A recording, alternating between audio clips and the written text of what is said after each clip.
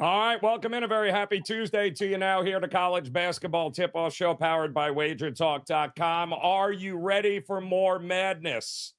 I only ask because it's on its way here. In just a couple of days, the Sweet 16 will take center stage. And, of course, at WagerTalk.com, we've got you covered on every angle, every game breakdown that you need to know.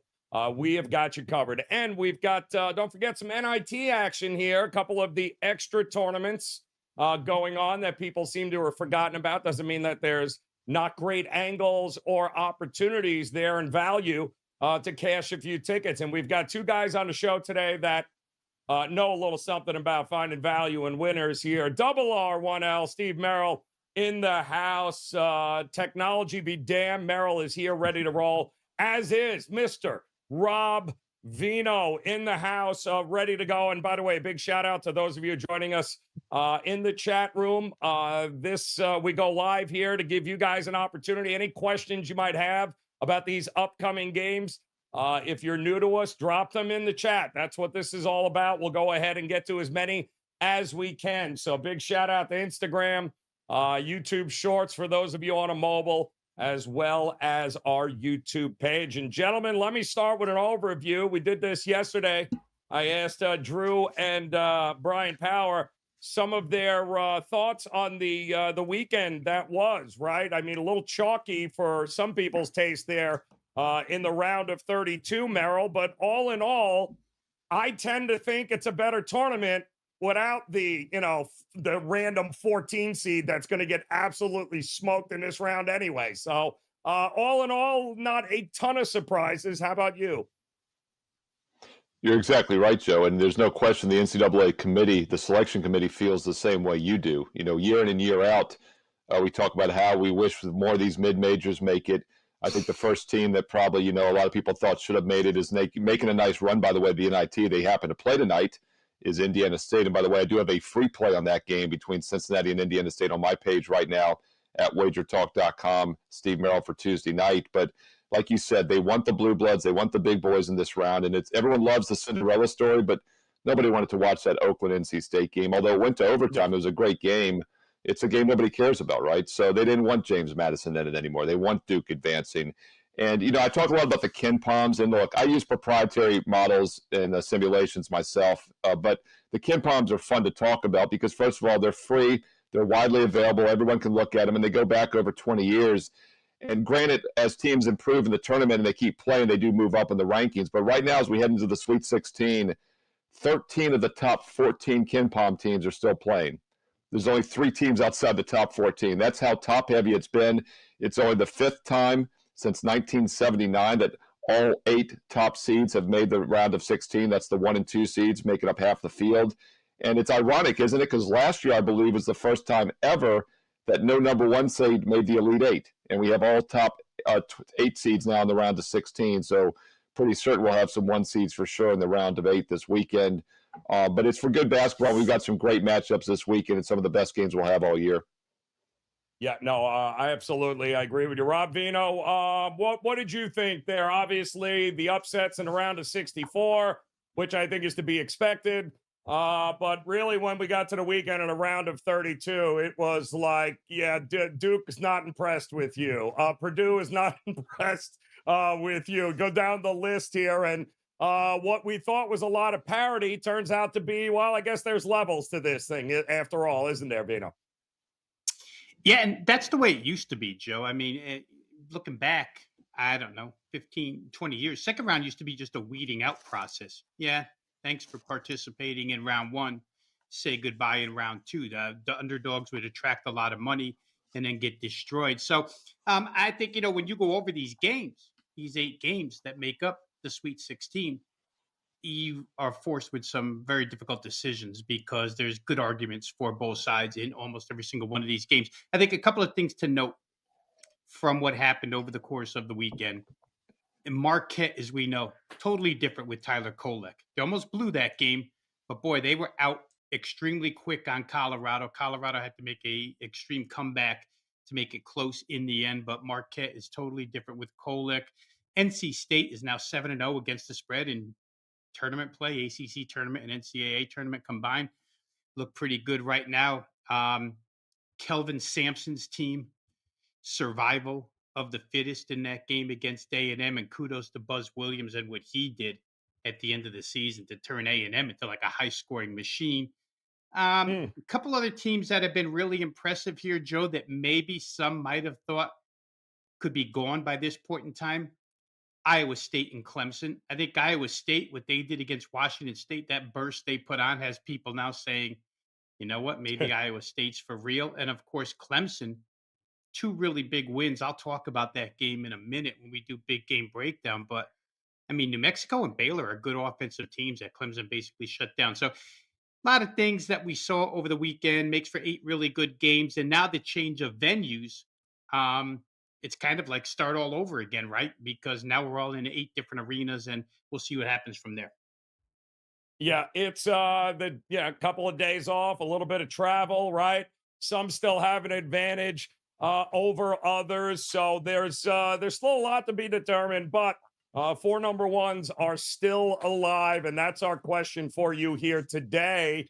I know we have this poll up for those that are watching us via YouTube Shorts on their mobile phone. And for those of you in the chat rooms, just tell us which number 1 seed loses first. Is it UConn? Is it North Carolina? Is it Purdue? Is it Houston? Which one, in your opinion, gets bounced before it's all said and done? And Merrill, we'll come back to you, Double R1L. Let's talk here a little bit about some of these games coming up. We do have some other tournaments, right? It's not just the Sweet 16. I know I saw Georgia, Ohio State. There were some questions about some of these games coming up here. Which one did you look at here that you like a little more than the rest? Yeah, we're going to actually look at one of the CBI games down in Daytona Beach, Florida, for Tuesday night. It's the semifinals. Now, just a quick reminder, I do have a free NIT play tonight also, and that's Cincinnati-Indiana State game. So a free NIT play Tuesday night, Cincinnati-Indiana State on my page right now, Steve Merrill, WagerTalk.com. And while you're there, in that free play, there's a link for a free contest, Sweet 16 contest, where if you pick all the games correct, you win a free year of my service. But you can also win a 1 day or 1 week, anywhere 11 out of 16 or more, you win free service. Check out that free college basketball content and the free play for tonight for Tuesday, Steve Merrill, WagerTalk.com. Let's look at a play in the CBI tonight, a big game breakdown for you. This tournament takes place neutral court in Daytona Beach, Florida. They play back-to-back scenarios, so it's a little unusual, a little different than the NIT, the NCAA. And this is a spot now. Fairfield, Seattle play the late game tonight at 9 o'clock Eastern. Fairfield playing their 3rd game in 3 nights here with no rest. They had to play Sunday and Monday. Meanwhile, Seattle, a little bit of a benefit. They played Saturday, had Sunday off, so they're in a back-to-back spot after beating in Evansville, and they beat them by 12 last night, whereas Fairfield had to go down to the wire with a 3-point win against Chicago State, and now it's their 3rd game with no rest in 3 nights. So I think the scheduling edge goes to Seattle. Seattle's also the better team, but the biggest edge for me, they're the much better defensive team. And we look at this a lot in conference tournament action, right? This is similar to a couple of weeks ago where teams are playing 2, 3, 4 nights in a row. And it's always, first of all, hard to shoot well 3 or 4 nights in a row, and especially when you're not used to playing with tired legs.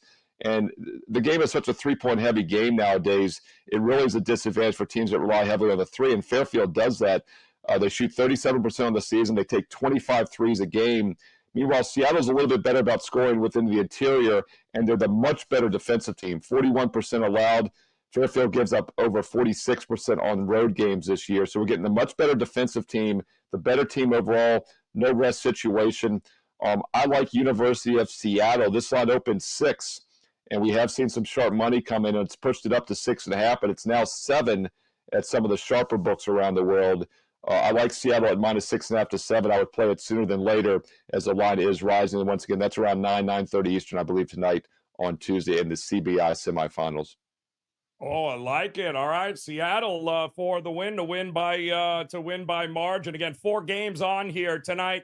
Arkansas State, High Point, Cincinnati against everyone's darling that most people are pretty pissed off didn't make it there. Vino, that being Indiana State. How many Indiana State fans you think are going, hell, we would have done better than Drake did. At least we can make free throws. And then we do have some questions coming up with Georgia and Ohio State.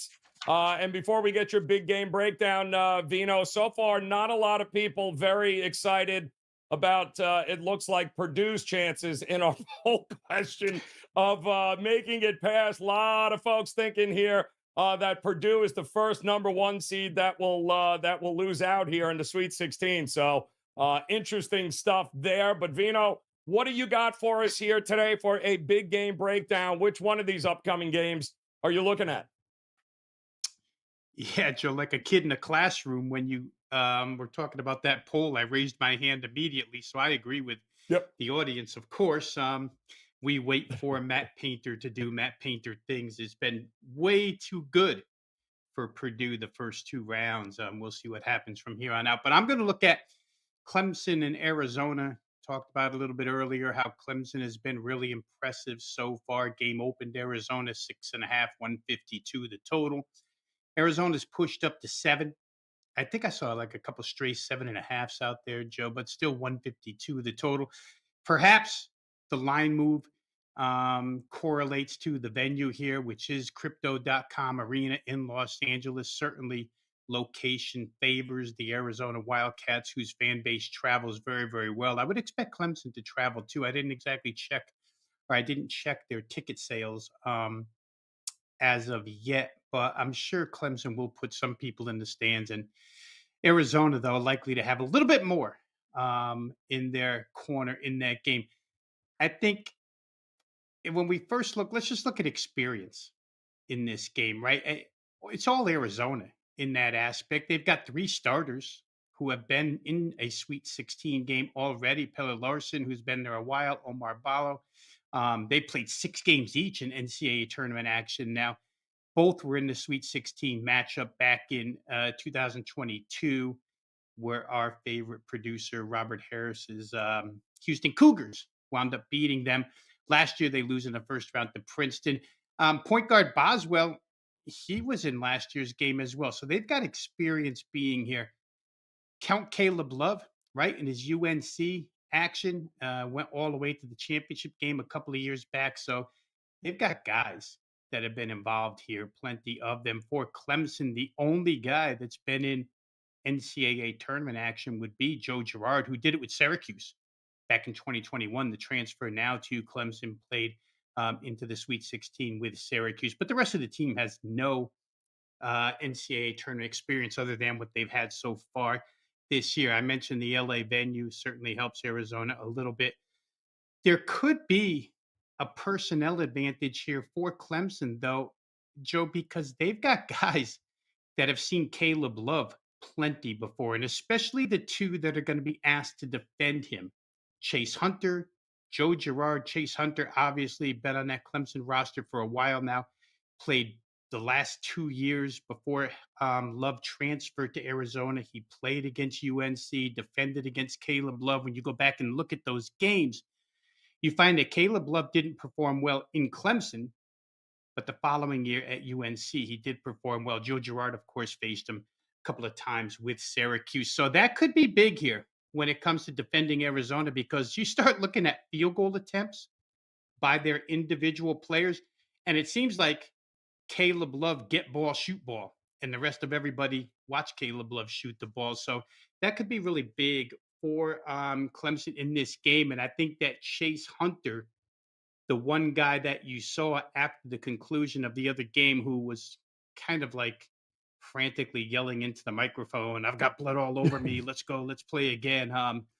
This team has taken a defensive mindset and a very physical mindset, which Arizona doesn't like to play oftentimes. So could be interesting from there. The tourney strength of schedule so far is all Clemson, right? They beat New Mexico. They beat Baylor. Baylor happens to be the number 5 3-point shooting team in the nation, and they held Baylor to 6 of 24. They held New Mexico to 3 of 23, just 13%. The perimeter defense has been great. And Caleb Love, the guy who hoisted up for Arizona, has not been great through 2 games shooting the 3 so far. The team has been pretty good overall, 21 of 53, Arizona 39.6% from beyond the arc. So that 3-point matchup will be interesting. Clemson kind of mixes man and zone we'll see. But you have to give, like I say, the strength of schedule to Clemson here, because Arizona, they push Long Beach or lose depending upon where you got the number, 20 or 20.5. They barely cover Dayton, lay 9.5, win by 10.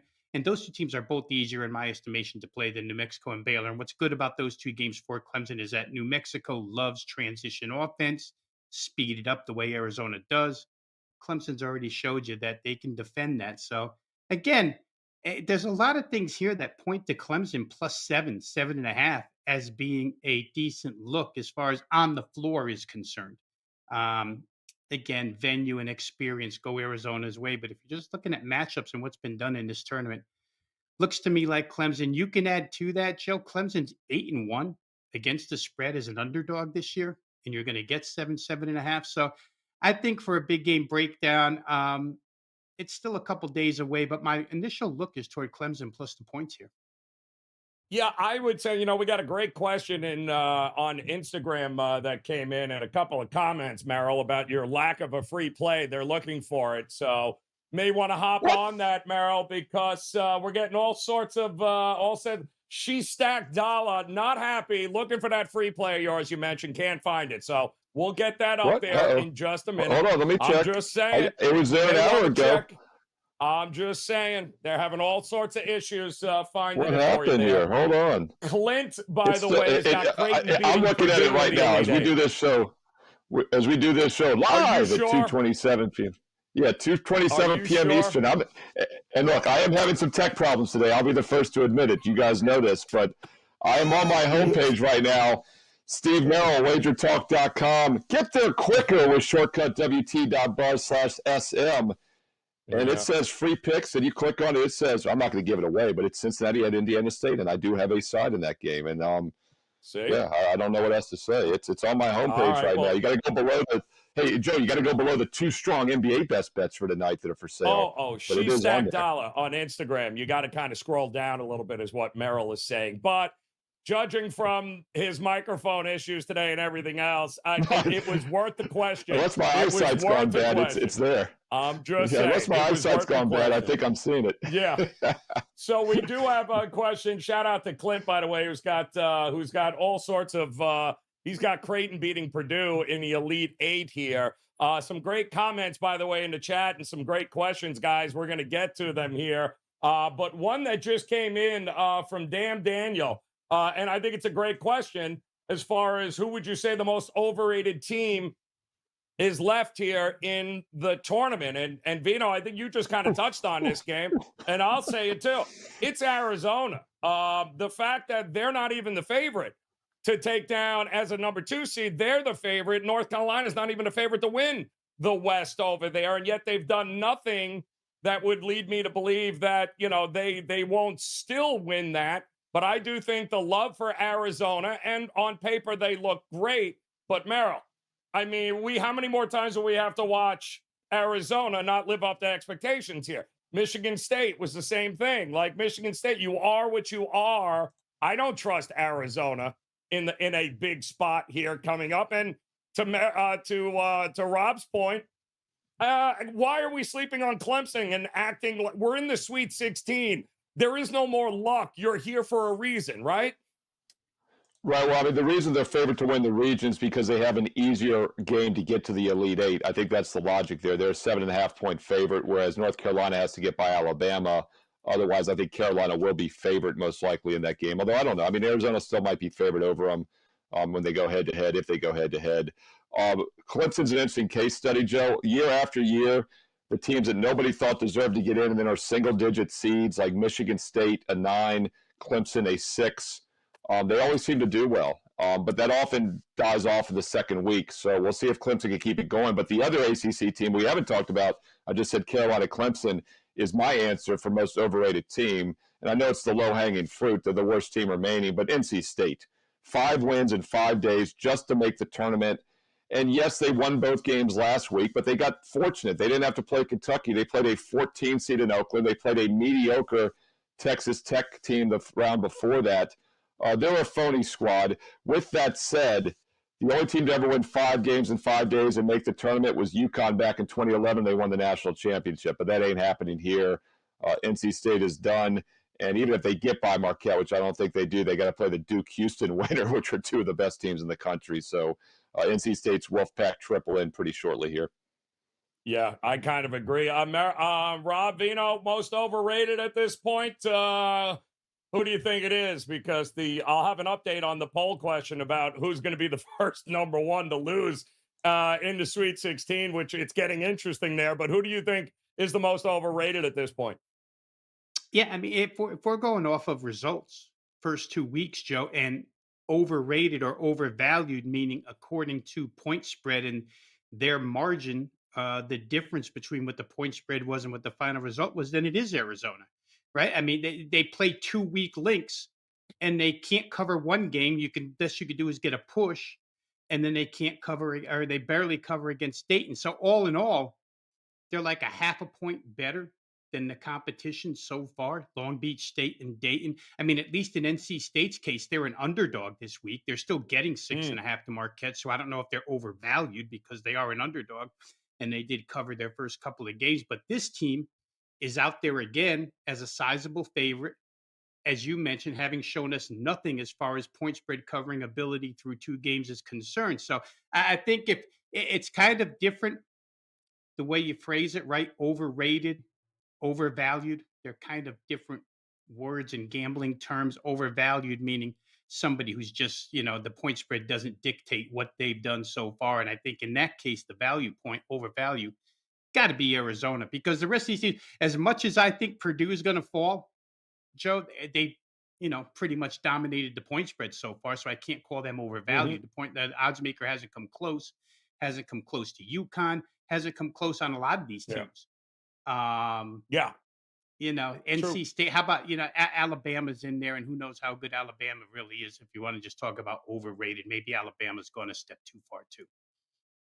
Yeah, so it's a good question, because we got a few guys in the chat, and want to say a big shout out to those of you joining us here today live on this Tuesday, now the 26th. It's all about the Sweet 16 college hoops, although we got a couple of games coming up here tonight in those other tournaments here. Don't forget, hit that subscribe button, like button. We would certainly appreciate it. And shout out to those joining us on Instagram, as well as those on a mobile watching us on YouTube Shorts here. Merrill, what do you think? I mean, if you had to, because the poll question's getting a lot more level here.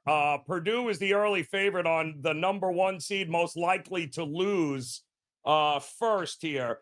Purdue covering around 40% now, but Houston is right behind them.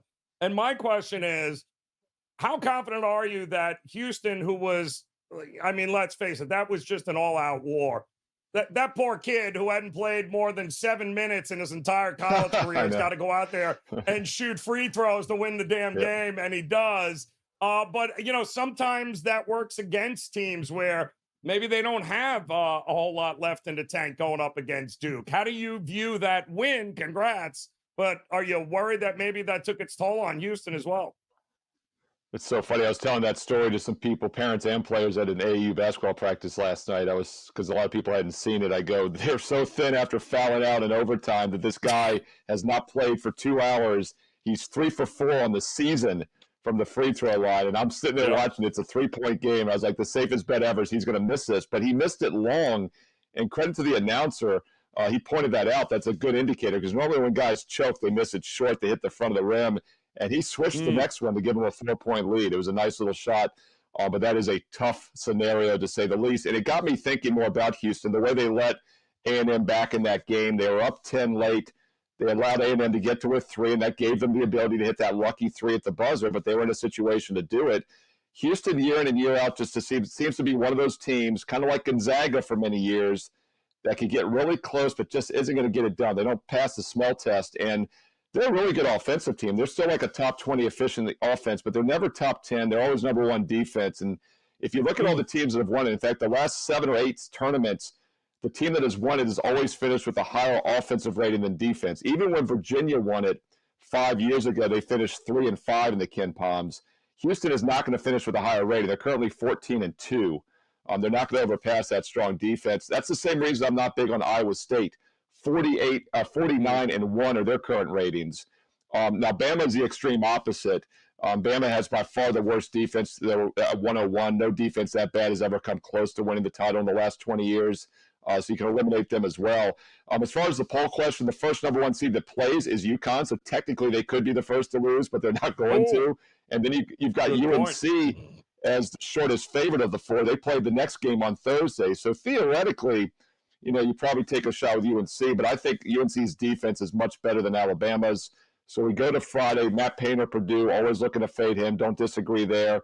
But Houston, Duke, I get back to that Houston team. Duke is really good, vastly underseeded as a 4 seed. In fact, right now they're the 6th overall team, the Ken Palms. That would be like a high 2 seed. So, yeah, I could see a couple number ones going down on Thursday and Friday. All right, so there you go. I mean, Rob, what would you be shocked, Rob, if we got to the Final Four and it's all number ones? Or you think the chances of that are slim to none here? I don't know if you could be shocked by anything, Joe, honest to God. I mean, if Houston makes it through Duke, they get the winner of Marquette, NC State. I mean, they'll be a favorite again. If North Carolina gets through, they'll be a favorite again. Connecticut will be a favorite again, so on and so forth. So to be shocked, I don't think I would be. I would say this about Houston.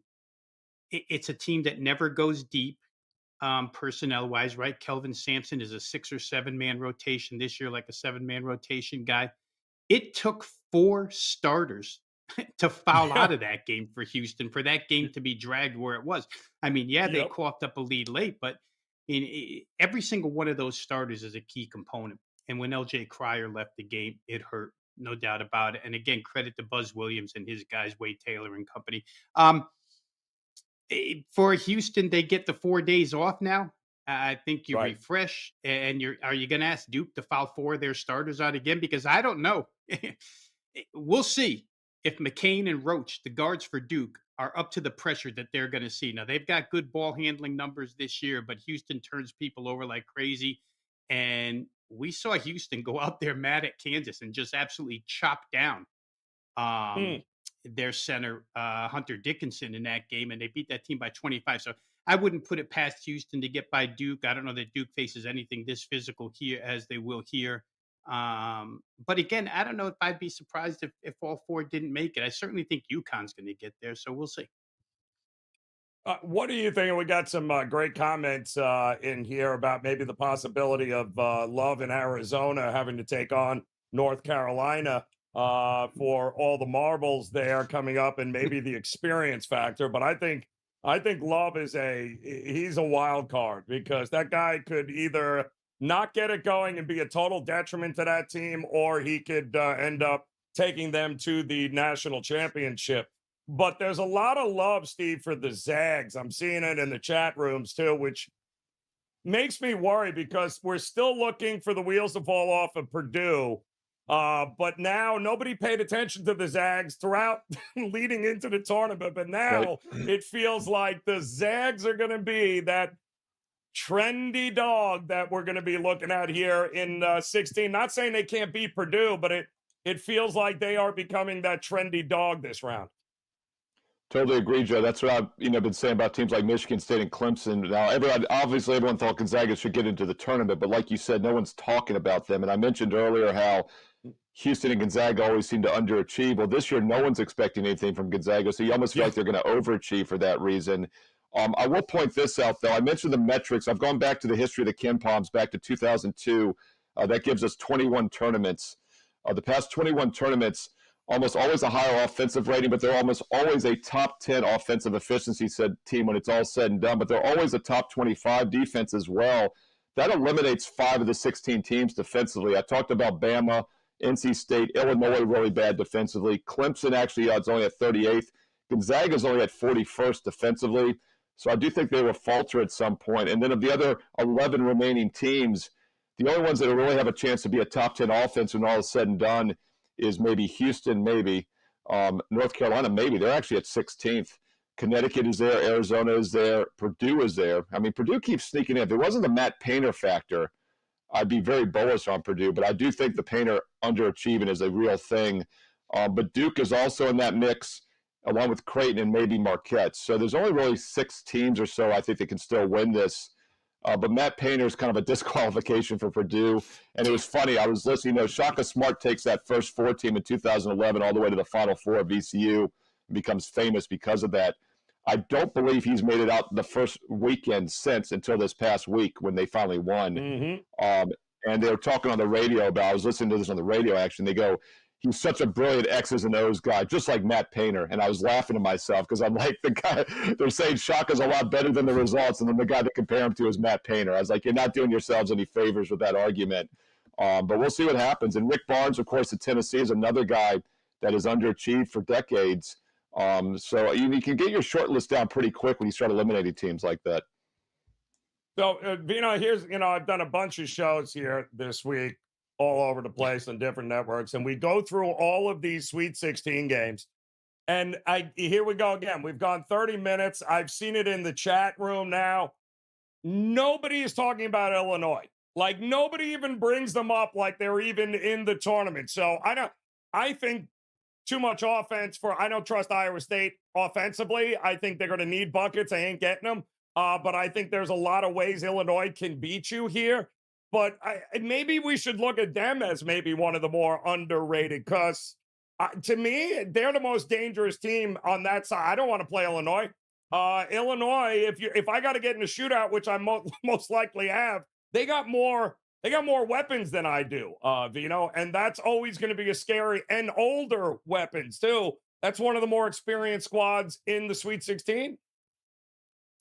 Yeah, it's funny, Joe. The shootout teams are all on that side of the bracket, right? Illinois, Yes. North Carolina, Alabama, Arizona, all these teams that want to get to 91st are all on the same side. And Illinois, I think, what happens and why Illinois gets lost in the wash here is that they were not at any point this season the best team in the Big Ten, or at least nationally stated as the best team in the Big Ten, but they did come on like crazy late. Brad Underwood, not necessarily a head coach that believes in this type of style, which is outscore your opponent, but they've got the pieces for it. And Terrence Shannon has been maybe the best player in the country for about a month. I think I read this morning he's averaging 32 points per game over his last 10 or something crazy, simply unstoppable at this point in time. They've got a bunch of three-point shooters. So, yeah, could they outscore Iowa State? Absolutely. You're talking about a venue switch where there are times, and we saw it against Washington State, it took Iowa State a little while to get going and score some points. They relied on their defense until then,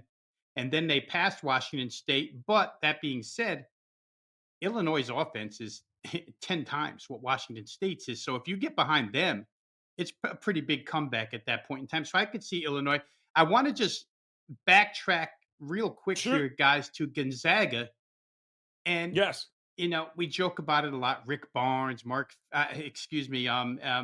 Painter. But I don't think you can leave Mark Few out of the equation, right? How many years did Mark Few have the horses and come up shy as well? I mean, like Steve said, maybe this year under the radar a little bit. Maybe they'll overachieve, but he's another one of these coaches that goes so far and then eventually his team gets booted.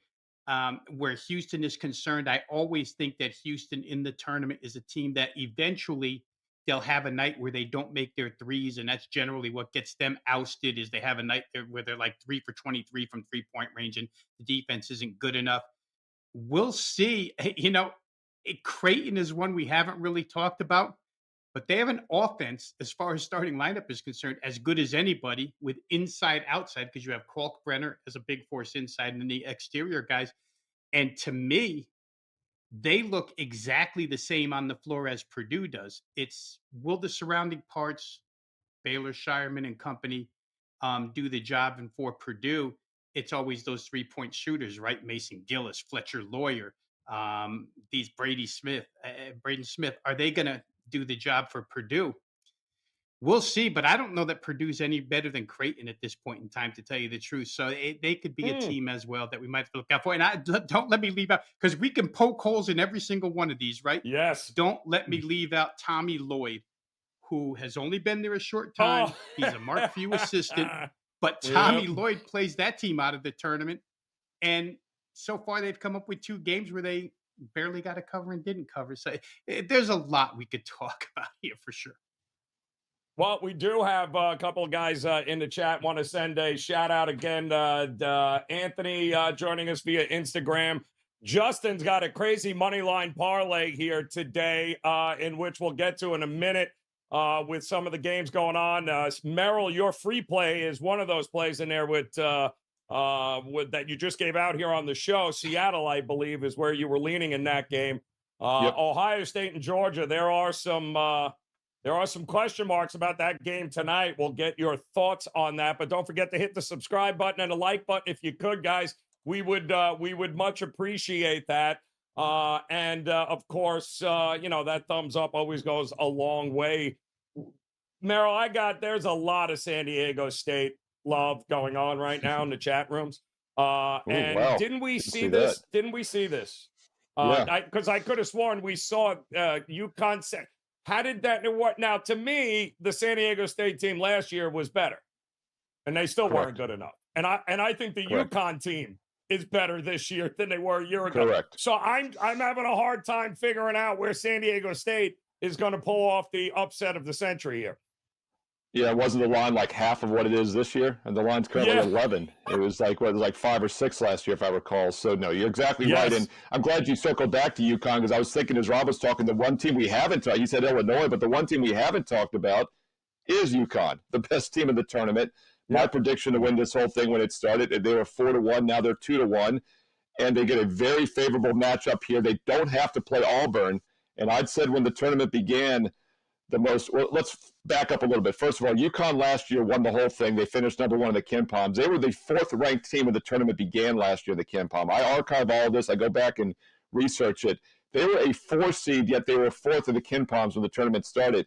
Guess what the situation was this year? Auburn, the only top 14 team right now in the KenPoms not to advance, they were the 4th team when the tournament began as a 4 seed. So they were vastly underseeded. They caught a bad matchup in the first round with the slow-down Yale team. Otherwise, I really thought this game, Auburn-UConn, was going to be whoever gets to the finals. Now it's a much easier pass for UConn. And they get a pretty favorable setup after this as well, as they get either Iowa State or Illinois. And one of the reasons I'm talking about all these metrics, why you got to have a top 10 offense. In fact, I went back and looked. 18 of the last 21 national champs finished top 9 in the KenPom offensive rankings at the end of the season. So basically, you have to be a top 10 offense. And the reason is you have to win 6 straight games. And when you're inconsistent on offense, like an Iowa State that's only in the top 50, you have an off night. And that's what Rob was saying about Houston not hitting their threes. And that's the same problem Houston has. They're probably not going to be a top 10 offense when it's all done. They're only 14th right now. Now, that doesn't mean you can't win any one-and-done scenario. Illinois, by the way, the number 1 offense in the country. Iowa State, the number 1 defense in the country. Efficiency out of 362 teams. So it's a really interesting matchup. Illinois' defense will prevent them from winning 6 straight, but so will Iowa State's offense. UConn's got a really nice path here to the Final Four, and they're definitely the team to beat. Yeah, no, they are, and there's only a handful of ways to be able to keep betting them. I still think altogether they're plus money, Merrill. I mean, to win it all, or are they all? They're 2-1. I just checked. They were 4-1 when it started. I'm seeing them at like 2-1. So it's been cut in half, but they've got a cakewalk basically to the Elite Eight now. So that's part of the reason. Yes. Yeah, Klingon versus Leday, as Leg Show magazine saying in the chat room, should be maybe worth the price of admission. I thought the same thing with Kalkbrenner and Dante there, and Dante exposed his ass. They just ran out of steam there for Oregon against Creighton. But you're right. I think those 2 big men should be worth just watching the game as far as that goes. Interesting comment here from Clint on Instagram saying, first half overs, 27-18 against the numbers so far in the NCAA tournament so far. So we have got offenses lighting it up early and often, which is usually the MO, Robbie, of Houston, right? But he wants to know, do you think we're going to see a big adjustment over the weekend, or do you think that this is just a case where some of these offenses are just overperforming out of their mind? I mean, how many points has Houston played in the last 2 games? Even in regulation, forget about the overtime. Houston was never a team that we can count on to score 89, 95 points here. Do you think we're going to continue to see teams coming out and just lighting up the scoreboard like that? Well, there's a handful, Joe, that won't play any other way. right? Alabama won't Right. play any other way. Credit to Bryce Drew and Grand Canyon for just not taking the ball out of the net after an Alabama hoop and running back down the floor. Most teams fall into that, right? Because it's so easy to get two against them, but they didn't fall for it. Here's the problem with 27 and 18 overs in the first 4 days is that now there's a venue switch. So you got to get used to Hmm. rims all over again. And as these games dwindle down, they become more important. And sometimes the squeeze, it's really hard, Joe, to figure out of these 16 teams who's going to come out and make shots right off the bat and what really good offensive team is going to come out and be ice cold right off the bat. You don't know. So Yeah. first halves to me, at least Thursday, Friday, become a little bit more unpredictable until you settle in. The good news for Thursday, Friday games is you do have additional prep time for your opponent as opposed to Thursday, Saturday, Friday, Sunday, where you'll only have one day. But um, they're all played in NBA arenas now, Mm. which is not stadium venues. So the sight lines and whatnot shouldn't be a problem. But again, it's really difficult to tell. And I would say this to your point about Houston and how many points can we expect out of Houston? Money came in on the over that day, but I think it was all Mm. pro A&M, the way A&M had been scoring, and Buzz Williams just refused to play half court offense against that defense. And that's a smart theory, Yep. right? You don't want to come Yep. down and set up or let Iowa State set up. You don't want to let San Diego State set up. You don't want to let Houston set up. There's a few teams like that. You really don't want to let Connecticut set up. So, or Tennessee, you try and run, and matchups mean everything. Shot making, of course, is the big difference maker, and we'll see who can come out. I think they're all individual.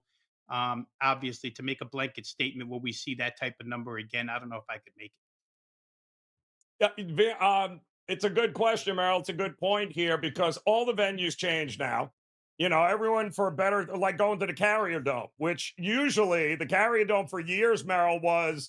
it was an automatic bet, first half under, no matter who, because these teams would come in, they couldn't hit water if they fell out of a boat because they're in a football arena and now not a basketball arena that they're used to. So it's an interesting point. I mean, that is 27 and 18 against the number to the over in the first half is a great, that's a great start, but that's probably all going to change here. I don't know if the books are going to adjust that much to make it worth hopping on that trend.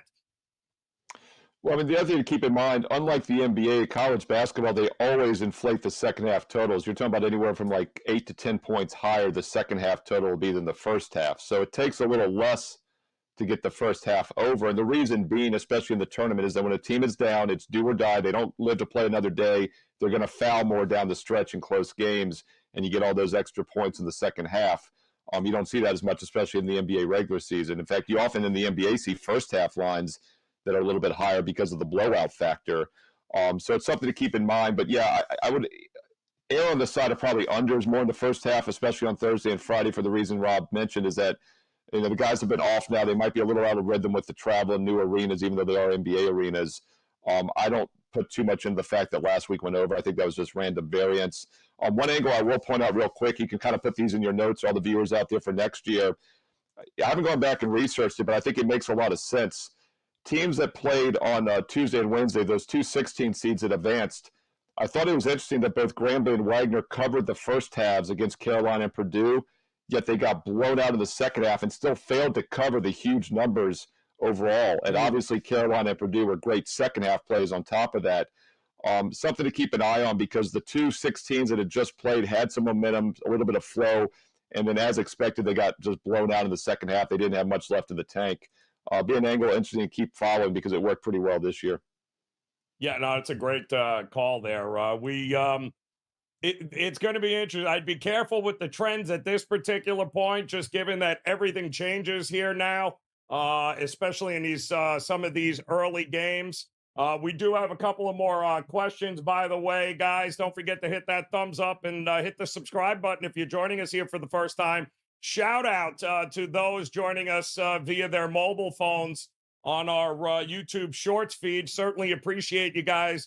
Rusty wants to know if we think Tennessee can make it to the Final Four. And Vino, to me, Tennessee, I think this is This is the game that'll determine what happens here with Rick Barnes.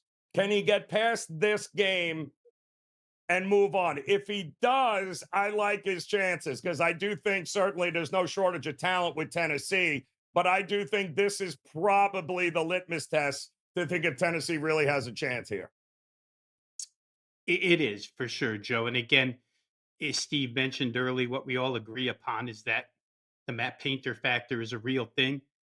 The Rick Barnes not covering numbers is a real thing. Yeah. They're 4-17 now in 21 NCAA tournament appearances, 4-17 covering the spread after they failed to cover against Texas. However, the good news to take from that Tennessee game is they went 3 for 25 from 3-point range. They shot 12% from beyond the arc and still beat Texas.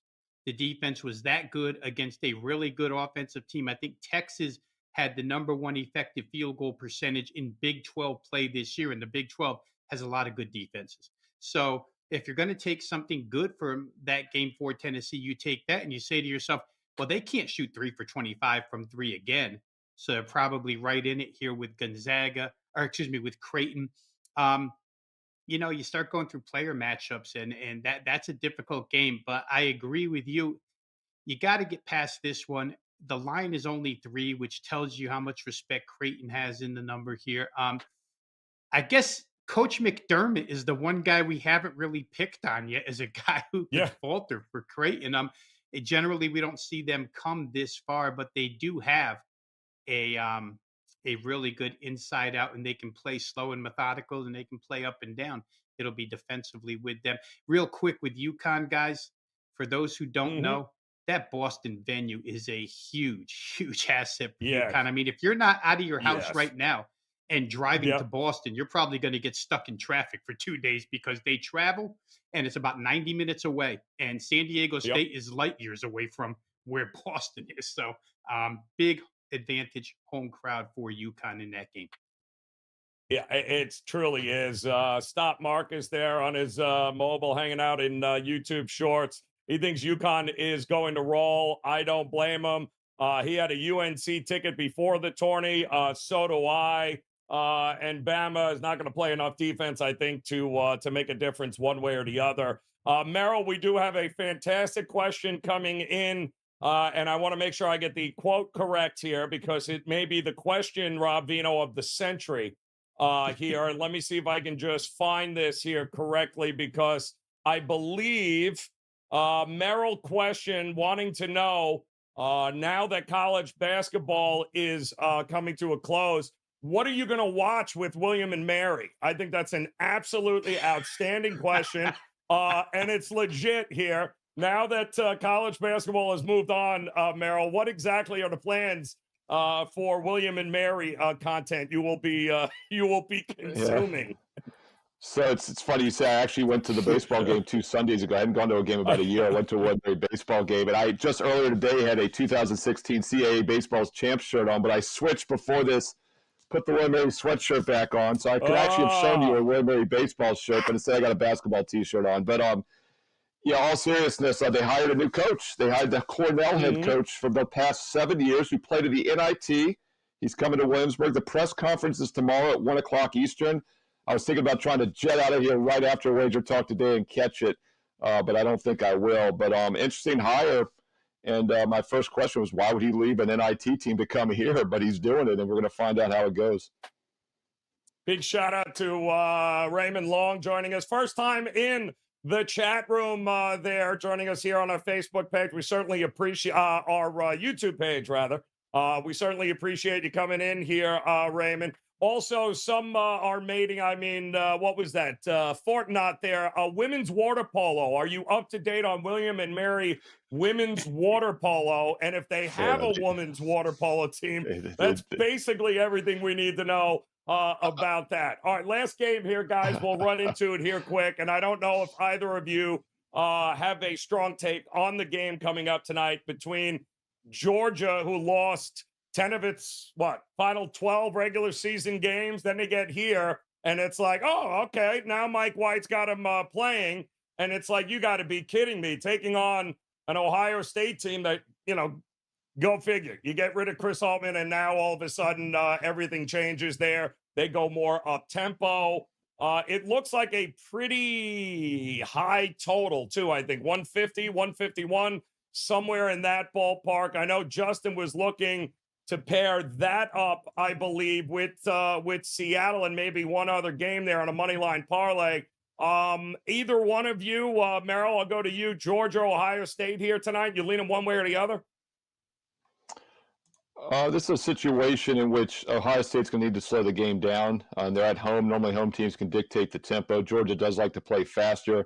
You look at the metrics, I think they're 55th and 56th in the defensive efficiency. They're almost dead even. But Ohio State has a substantial edge offensively. But then again, winning by 9 points or more, are two different animals. I will say this: Ohio State shoots 77% from the free throw line this year, 78% at home. So those are the type of metrics you look for: the better defense, good free throw shooting. I'd probably lean towards Ohio State if I had to play it. Yeah. How about you, Vino, with this game here? Kind of tough to get into in front of this Buckeye. I mean, they scored, 83 and 88, I believe, here, which I guess you'd have to think that Georgia's going to be able to commit enough to even think about the over in this one. What are you thinking? Yeah, tough for me to talk specifically about Joe because it's my NIT play that's up for sales. Well, but then forget about it. Don't worry. But no. We move on then because I got another question in here coming in from Raymond here. And by the way, if you want his specifics, go visit his page over at WagerTalk.com. He's got that up and available, ready to roll. This is a really good question from Raymond. Says, with it being in a game in LA on the West Coast, and with UNC and Alabama both traveling cross country, and the time, maybe this would be a good time to look on the under with them, given the fact that everybody's probably running to the over, Vino. But that is a little bit of travel and an interesting spot on the West Coast between two teams that, well, let's face it, didn't spend a lot of time traveling to the West Coast here this year. Well, they haven't run to the over yet, mostly because, if sharp money doesn't come in initially, public money's not going to come until tip-off. So if you do like over, you probably play now. I'll say this, unlike what we just talked about with Bryce Drew in Grand Canyon, North Carolina could care less. I honestly feel like North Carolina figures they can outscore Alabama. But that being said, you could see Saturday, if it was Saturday or Sunday, whenever UNC played, how ticked off Hubert Davis was with his defense during a sideline interview, right? And all of a sudden, they're trailing 26-14, and UNC decided to lock down. And it's just not the same opponent is my hesitation, right? Because Tom Izzo's team, they walked the ball up. And I'll give you some specifics here. They walked the ball up ahead 26-14, 10 consecutive trips to try and play into the teeth of that North Carolina defense. And it did not work. They blew that 12-point lead. UNC went into half rolling and won that game. Alabama will not walk the ball up under any instance. If UNC makes a shot, ball's coming in and they're flying back down the court. So I do think you're going to get plenty of opportunity to score in this game. The question again is going to be, like we said earlier, do shots fall consistently for these teams? Even in a game like this, guys, I don't know that shots have to fall consistently because there's going to be so many scoring opportunities. And when you play at pace like that, the foul line obviously becomes a factor because there's a lot of fouls when teams are playing fast like that. So I'd be hesitant to go ahead and play under because of travel considerations or anything. I'd be a little less hesitant if you were to say maybe the first half is going to come out and neither team is going to be hot. But again, to ask both of these teams to go cold, as good as they are at scoring, I don't know if that's the case either. I'd be a little bit leery of playing under in that game. I think Alabama is going to be very, very happy to be able to put their track shoes back on after, surviving that game against Grand Canyon.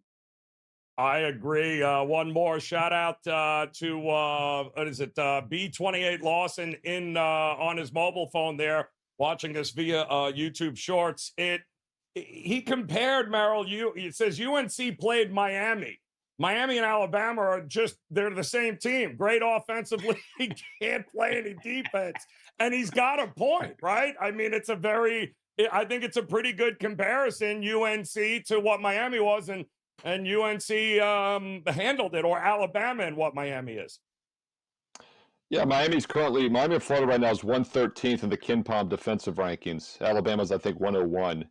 Alabama plays a lot faster, actually, than Miami of Florida. But what jumps out to me, guys, is I always like to look at road games this time of year because these are all neutral sites. It tells you quality teams. I think over the last 20 or 30 years, every national champ has had a winning road record, by the way, which is a very interesting metric. Alabama just 8-9 away from home, and I believe that includes the 2 wins last week. They might have been just 6-9 before that. UNC 15-6 on the road. UNC allows 41% shooting. Alabama allows almost 48% shooting from the field, and I think that'll be the difference. UNC also giving up just 30% from 3 on the road this year, which is really impressive. So there is no doubt who the better defensive team is, and I do think Alabama probably the better offensive team, but UNC is up there. And UNC likes to play fast as well. We saw them speed up a slower Duke team in both wins this season. So this is a tough matchup for Alabama for numerous reasons, in my opinion. And I agree with what Rob said, man. As a coach myself, I loved that interview. It's probably the best interview I've seen all season.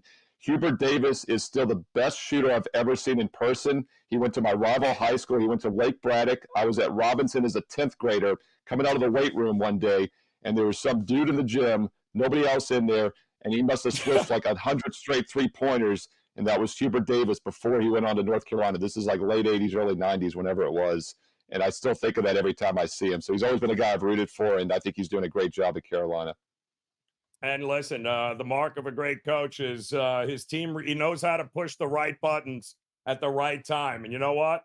In that Michigan State game, he called that timeout and he pushed the right buttons at the right time. And that's a mark of a pretty damn good coach here. So I am with you guys on that. All right, listen, we do have the NBA show, a little afternoon update coming up here, top of the hour. As a matter of fact, I believe the 2 gentlemen here with me will be back in an hour, guys, going live, getting you updated on everything that is going on in the NBA. 4 games on the slate, but 4 fantastic games on the slate here. Very playoff-esque style basketball games coming up.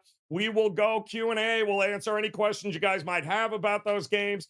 Andy Lang will have a same-game parlay for us, too. He'll talk some props. We're not done just yet today, but a big shout-out to all of you guys in the chat room. We appreciate great content, great questions here all day long.